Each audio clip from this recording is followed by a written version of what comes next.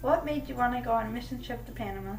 The reason that I wanted to go to Panama was because our church group was getting together with a church group that was already in Panama, and we were going to work with young girls who would deal with abuse and who were neglected. So it just seemed like something that really touched my heart when I heard that, and that was something that I just wanted to be a part of.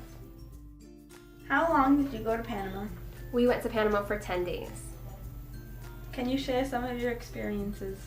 The 10 days that we were there was a lot of work. We went to 2 to 3 different schools a day, and we did skits and some preachings. And after the preachings, we were able to pray for each of the kids there, so that way we were able to just show them the love of Christ through us. And after that, we kind of just hang out at some of the schools, and we're able to just kind of joke around with them, play some soccer, and just have a good time with them. And after that, the whole purpose of us going to each of the schools was to invite the young girls to go to an Illumina conference.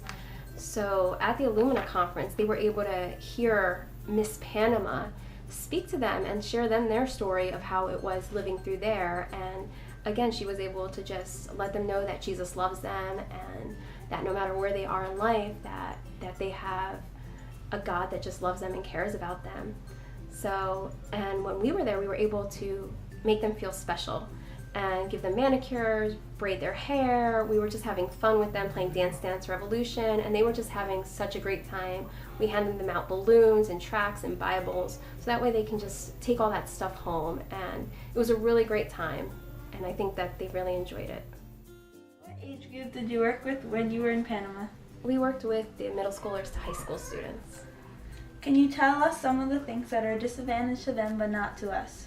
One of the biggest disadvantages that I saw when I was there and heard about was actually that Panama doesn't have child protective services.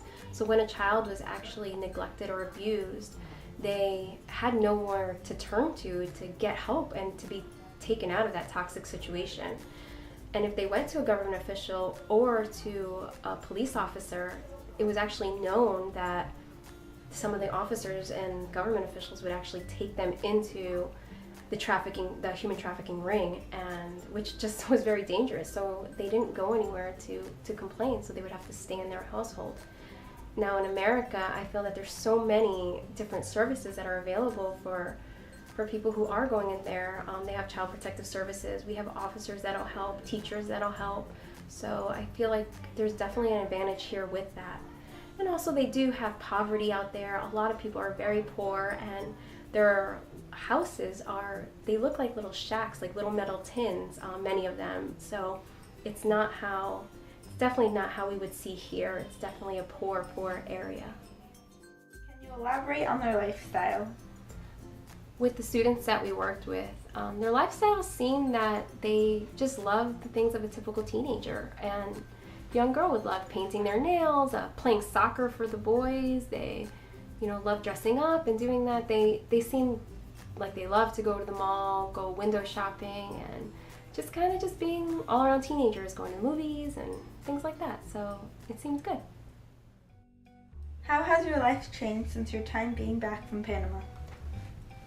My life has changed in just such a dramatic way, because I feel that before Panama, I was actually just kind of living in my own bubble where I really didn't know what else was going on in the world, and if it wasn't directly affecting me, then everything was okay.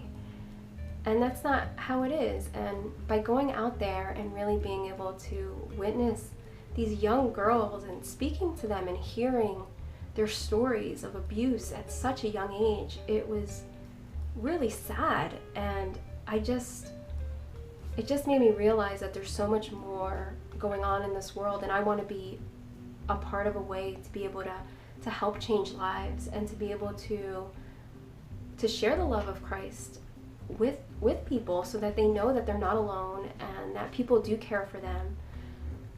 Going to Panama was just such an amazing experience that, although it was difficult and it was a lot of work, it really just made me feel like I was part of something bigger than just my ordinary life here. And I just really appreciate everything that I saw, and I just really I just really want to never forget that. And even now, I want to begin to participate in more groups that are helping with human trafficking, and not only that, just being able to be a part of any group that needs help. And I think that's a big thing, and I think that is really helpful. Define what changing the life of other people means to you.